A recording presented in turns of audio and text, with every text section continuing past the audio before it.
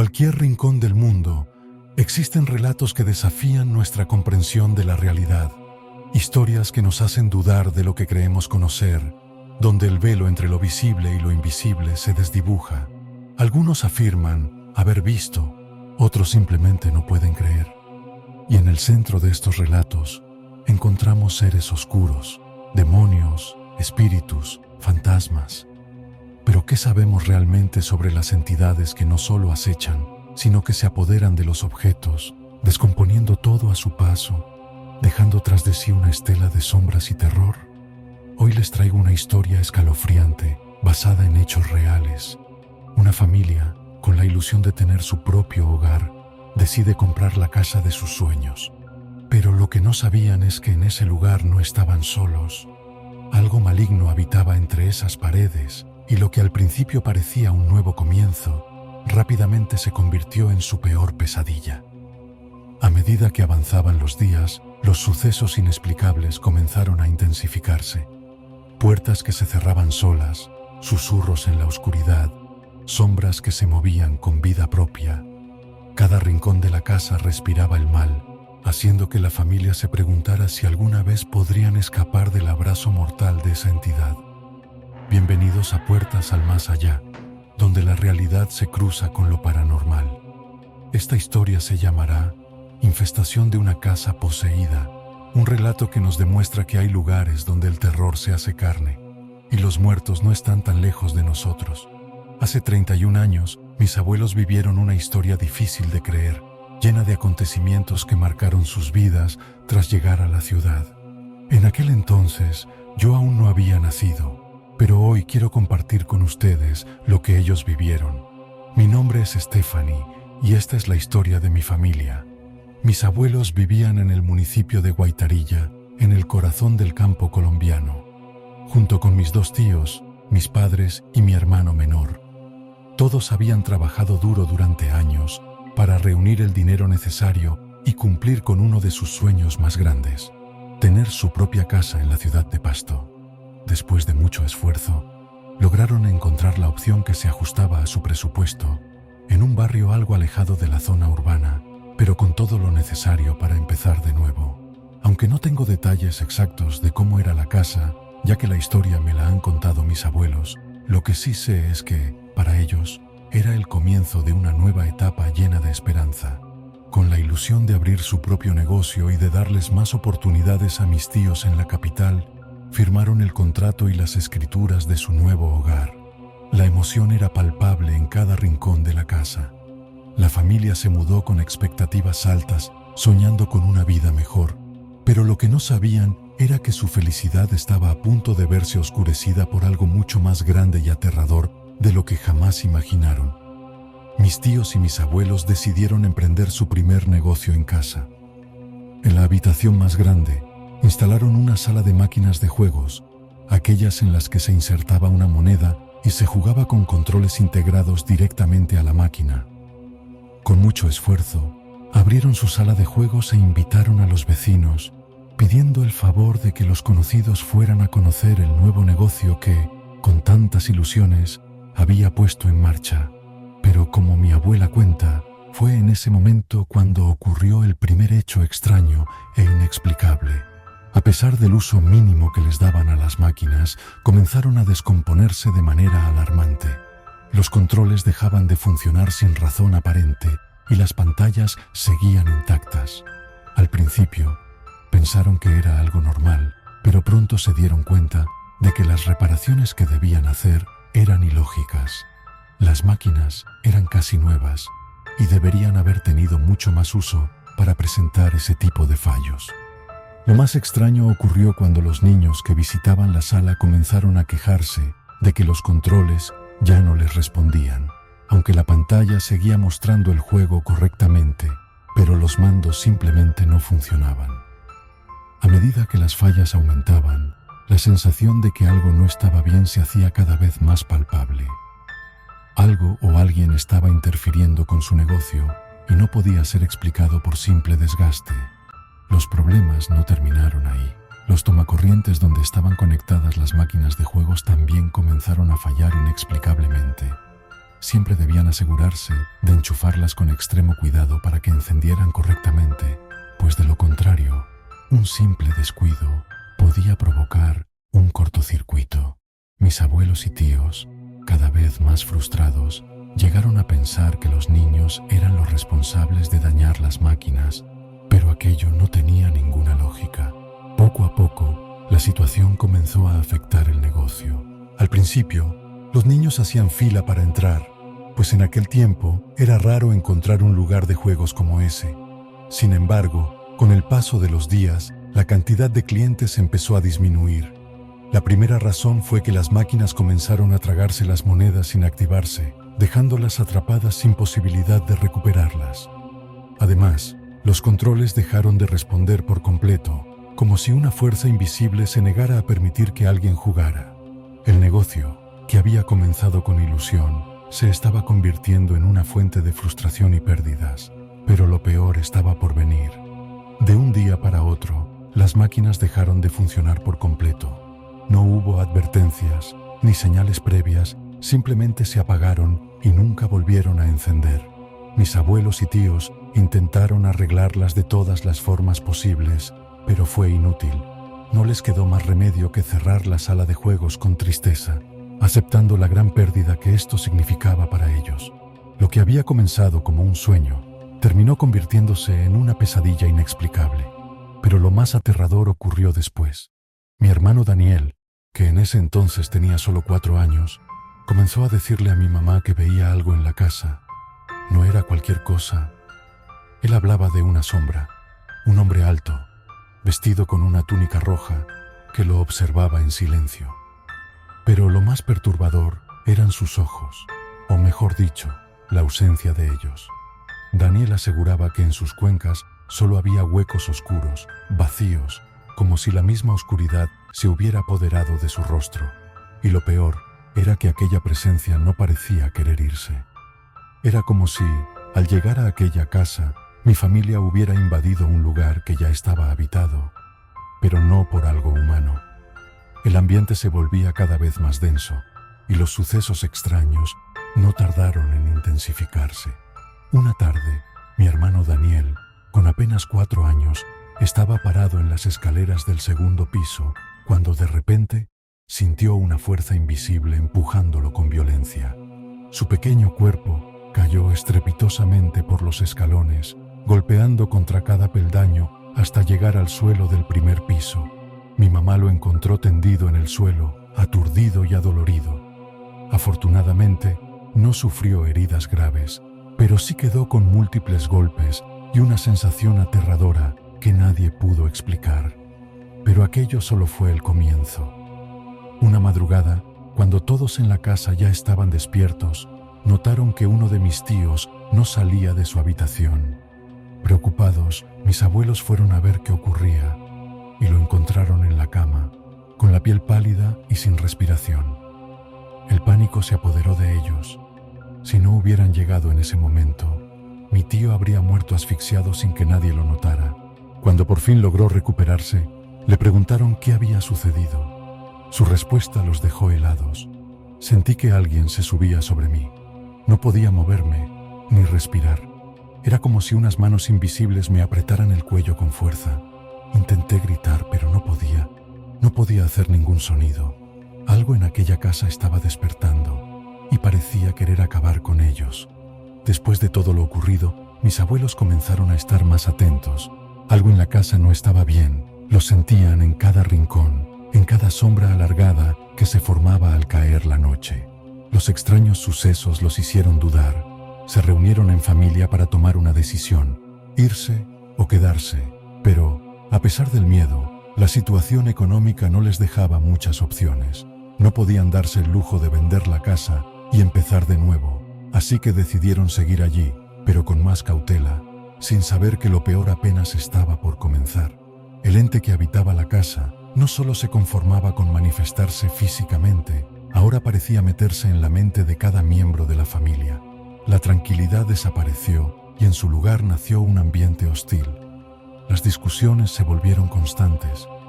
Mis abuelos, que aunque tenían diferencias jamás se habían tratado con agresión, comenzaron a pelear por cualquier cosa. Sus gritos rompían la calma de la casa cada día. Mis padres tampoco fueron la excepción. De repente, comenzaron a discutir por asuntos insignificantes, como si algo los empujara a odiarse. Mi padre, además, empezó a tener problemas en el trabajo, errores que nunca cometía, mala suerte que parecía seguirlo a todas partes. Mi hermano Nicolás no podía dormir. Las pesadillas lo atormentaban noche tras noche, despertándolo entre gritos y sudor frío. Soñaba con sombras sin rostro que lo observaban desde cada esquina de la casa. Mis tíos Juan y Jesús también fueron afectados. La hermandad que los unía se desmoronó. Se peleaban a diario, sin motivo aparente, con una ira incontrolable que los hacía desconocerse el uno al otro. Era como si algo dentro de la casa se alimentara de su enojo, amplificándolo hasta convertirlos en marionetas de su propia rabia. Y entonces llegó el miedo absoluto. Cuando alguien se quedaba solo en casa, los pasos resonaban en los pasillos, lentos y pesados, como si alguien invisible caminara entre las habitaciones. Las luces parpadeaban sin razón, los objetos se movían de lugar y el aire se volvía denso, sofocante. No era solo una sensación. La casa parecía respirar, observar, acechar. Y lo más inquietante era que cualquiera que entrara en ese lugar lo sentía. Sin necesidad de contarles nada, los visitantes se estremecían al cruzar la puerta. Un frío inexplicable se apoderaba de ellos y una sensación de inquietud los hacía mirar constantemente por encima del hombro, como si algo los estuviera vigilando. Mi familia trató de ignorarlo, de convencerse de que todo era producto del cansancio, del estrés, de la imaginación. Pero lo que estaba en esa casa no quería ser ignorado, y pronto todo llegaría a su fin, de la peor manera, hasta que un día todo llegó a su punto límite. Las peleas en la familia habían escalado a un nivel insoportable, pero nadie imaginó lo que estaba por ocurrir. En un arranque de ira descontrolada, mi abuelo estuvo a punto de agredir físicamente a mi abuela. Sus ojos reflejaban una furia que no era suya, como si algo lo estuviera manipulando desde dentro. Mis tíos y mis padres intervinieron de inmediato, sujetándolo con fuerza hasta que logró calmarse. Pero en sus rostros había algo más que miedo. Era la certeza de que algo oscuro había tomado control de sus vidas. Esa noche, nadie durmió. Se reunieron en la sala con el peso de la decisión que ya no podían seguir evitando. No había vuelta atrás. Algo estaba destruyendo a la familia, y si no hacían algo, pronto sería demasiado tarde. Fue entonces cuando tomaron la única opción que les quedaba: buscar ayuda. Decidieron llamar a un taita, un chamán con conocimientos ancestrales en limpiezas espirituales. Tal vez él podría darles una respuesta, una salida a la pesadilla en la que se había convertido su hogar. Cuando el taita llegó, recorrió la casa en completo silencio. Su expresión se volvió sombría y sus palabras fueron aún más inquietantes. Se puede contener, pero no se puede expulsar. Esta presencia es demasiado fuerte. Ustedes siguen siendo huéspedes aquí. Este lugar ya tiene dueño, y no es humano. El chamán realizó un ritual para atar, al menos por un tiempo, la energía maligna que habitaba la casa. No era una solución definitiva, pero les daría la oportunidad de deshacerse del lugar antes de que fuera demasiado tarde. Con el corazón en la mano, mi familia tomó la decisión final: vender la casa y marcharse para siempre. No podían contar la verdad.